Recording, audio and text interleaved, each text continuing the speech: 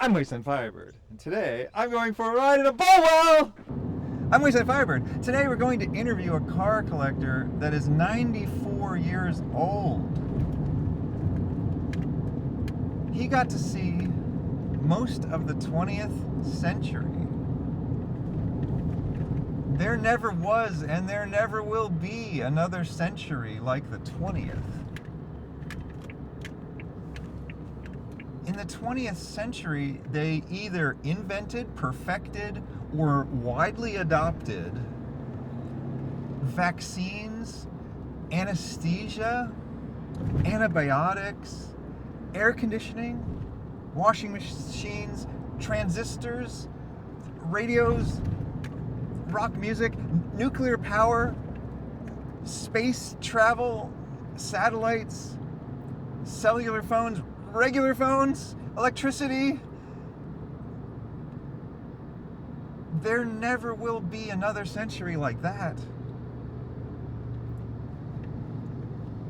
Not only is it harder to invent stuff and discover things now, but we've lost the reverence for the people who discover and create and invent things. I want to try and get a little bit of that back today. I think we found where we're meant to be. Whoa!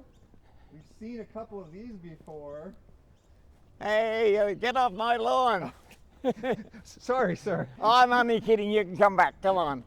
Let's have a look. I told him to say that. What is your name? Sid Davenport. Sid Davenport. What year were you born? I was born in April 1929, so that makes me 94 years old. These are the cars that you had at the Classic, right? Yeah, I was at the Shannon's Classic Day, and look, it was a great day. They created a lot of interest. The Bolwell's like it's 50 years old. I've had it 6 years, and I only put it on the road this year. The Mark 7 Bolwell. Okay. And it's got an XU1 Tirana engine spec, and 5-speed gearbox, and it's a really fun car to drive. It was a basket case when I got it, and it was a fairly big project. It's got a GPS speedo in it, fairly modern instruments, but the car is basically the same as it was in 1970. I was born here in Sydney. I was born in 29 when the Depression started, virtually. My parents didn't really have any money, and my father was a mechanic and just an average worker.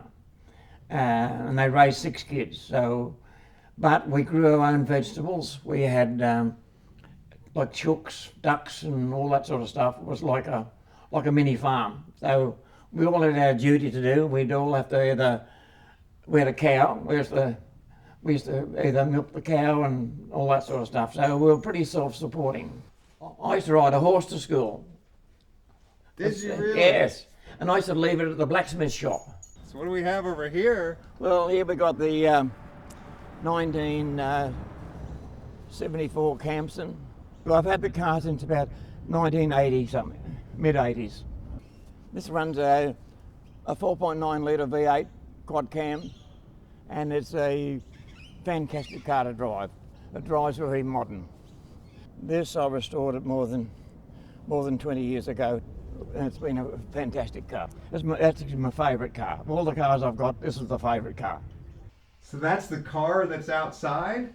Yeah, that's it. Yeah. I grew up, went to the public school, and I didn't go too long in school because I left when I was 14 to start work. Because when the war came, it changed everything. And I worked with the Singer Sewing Machine Company in the industrial section. I used to work a couple of extra jobs. I used to work in a foundry for extra money and that sort of stuff. And soon I was old enough, when I was 16 years old, I started racing the motorbikes. These are some of the old shots I saved from the old race days. Oh, is that you? Yes, that's literally me. That would have been back in about 1947, 1948. This is a Lotus. This is owned by my friend Eddie. He'd like to tell you about that car. Well, Ed, let's talk and tell him how good your car is. It's a 1960 Lotus Elite. It had a very bad accident at Lakeside about 40 years ago, and it sat as a wreck for about 25, 30 years. I bought it as a wreck and gradually had a fiberglass expert repair all of the damage. The Lotus Elite is all fiberglass. There's no steel in the structure at all, with the exception of the pickup points for the front suspension and the engine mount. A Lotus Elite like this was actually dearer in the UK than a E-Type Jaguar.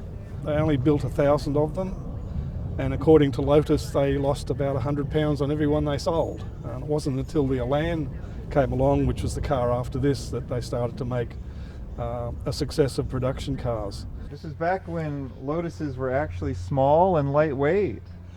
Yeah, well, there were no design rules then that determined what a car looks like, which is pretty much what happens these days. The design rules of you've got to have a big car, you've got to have airbags and all that sort of stuff. So, What's the Isle of Man story? I hear there's a story.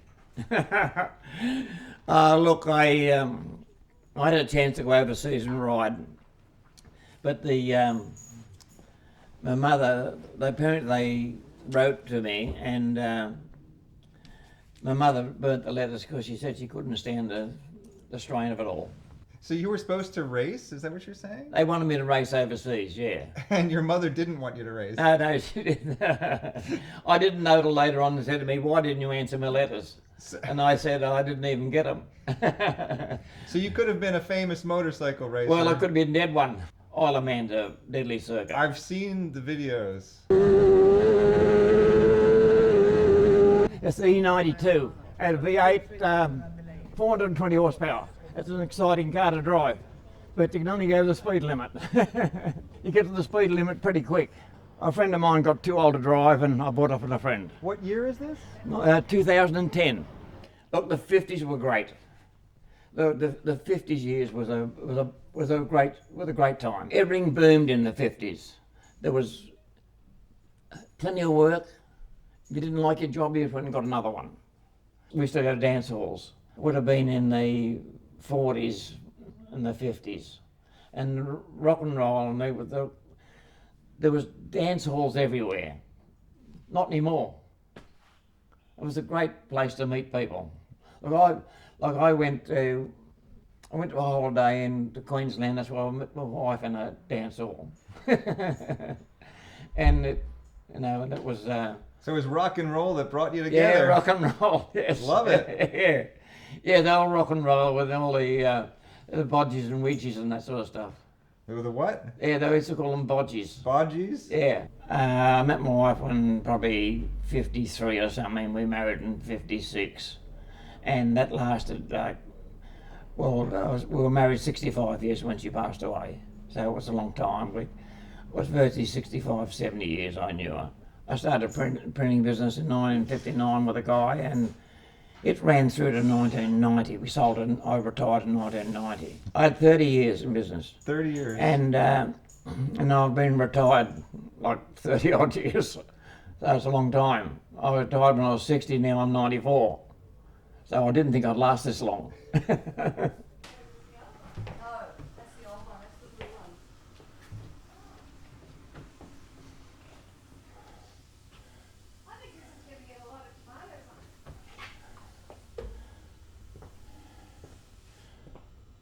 Maserati Shamal.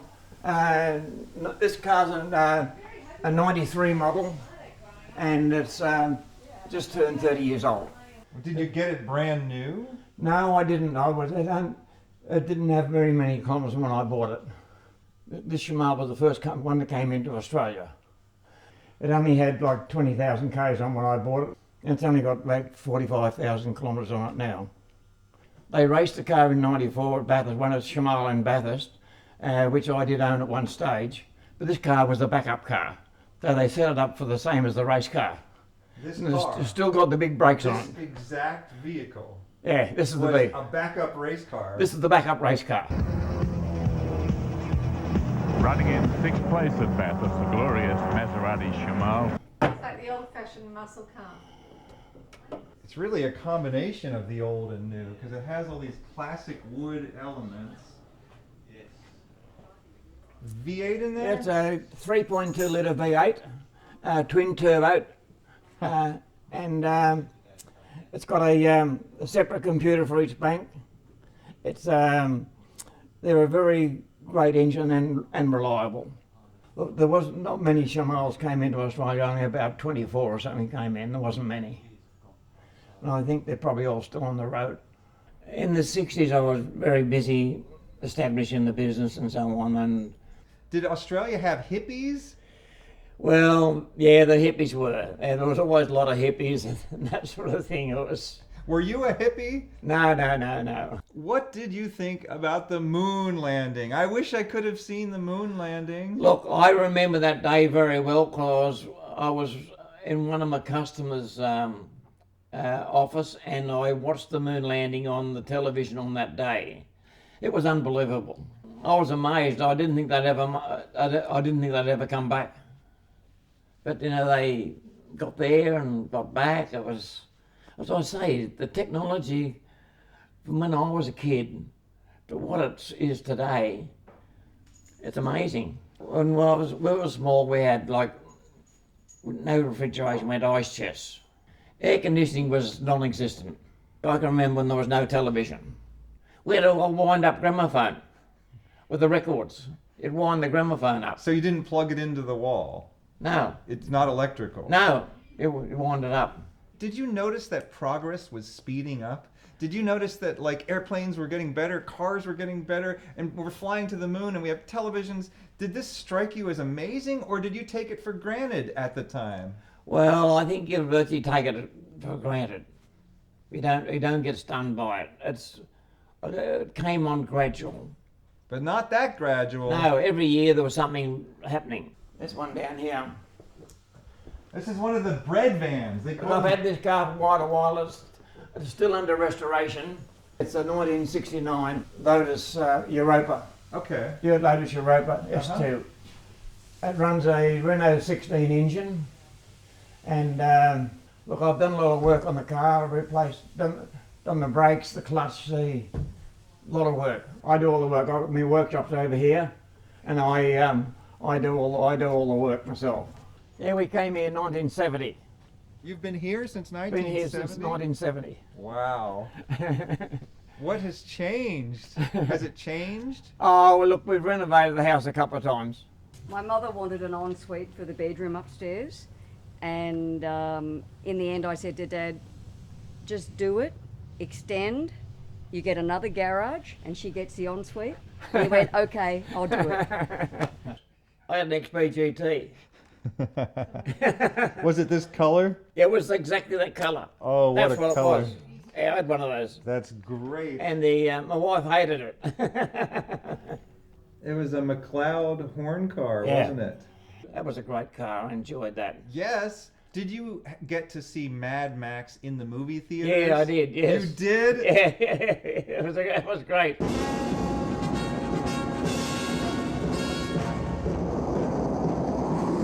Here I've got a lathe in there. The air compressor's behind the lathe.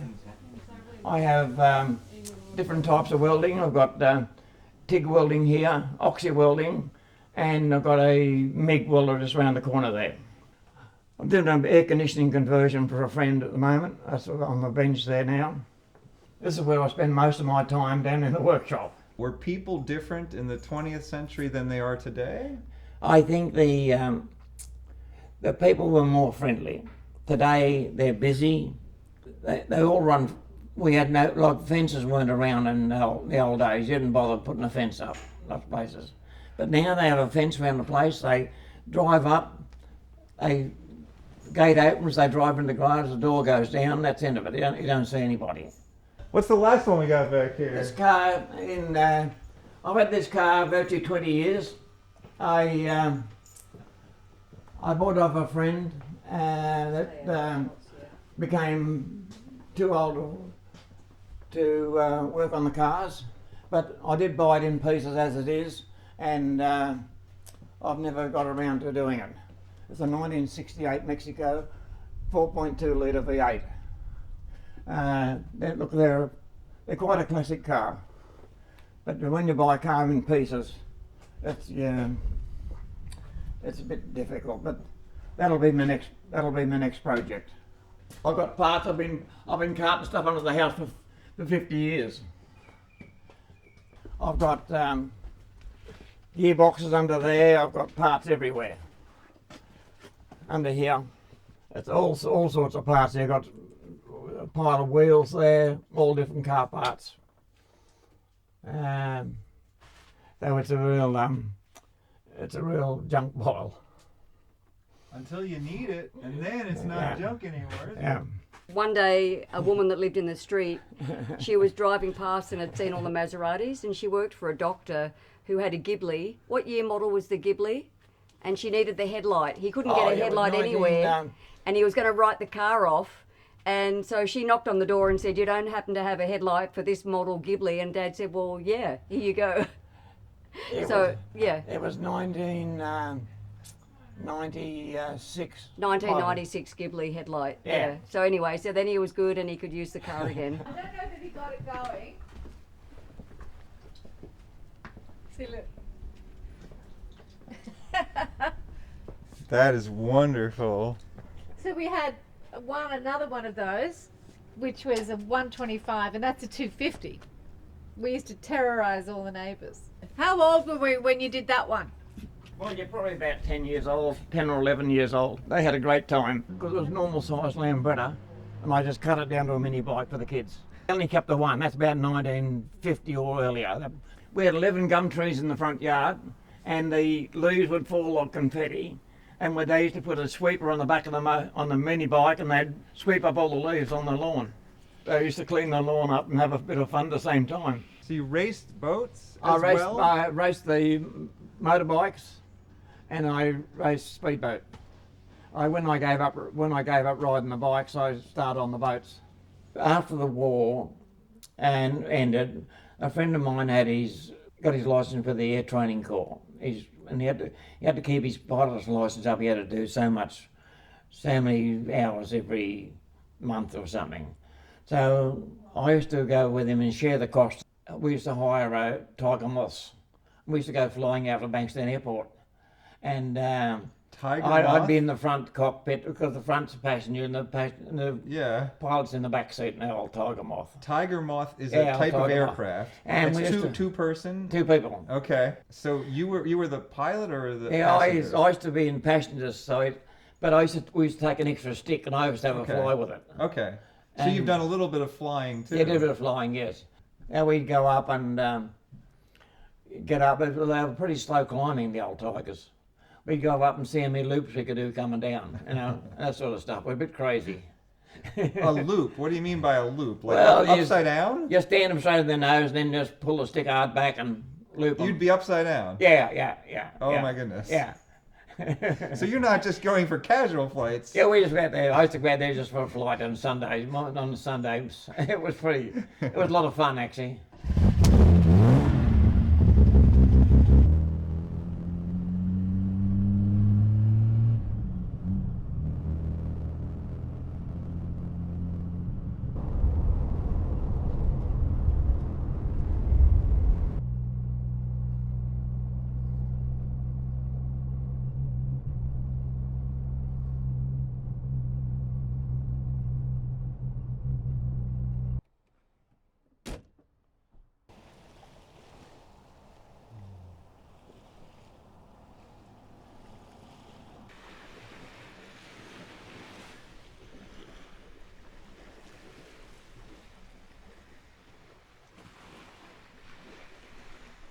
I think we are spoiled by our success, and that success was brought about by people like you. So thank you for building this wonderful world that we have today. That is all the questions that I had for you. Okay. Congratulations, sir, on a life well lived.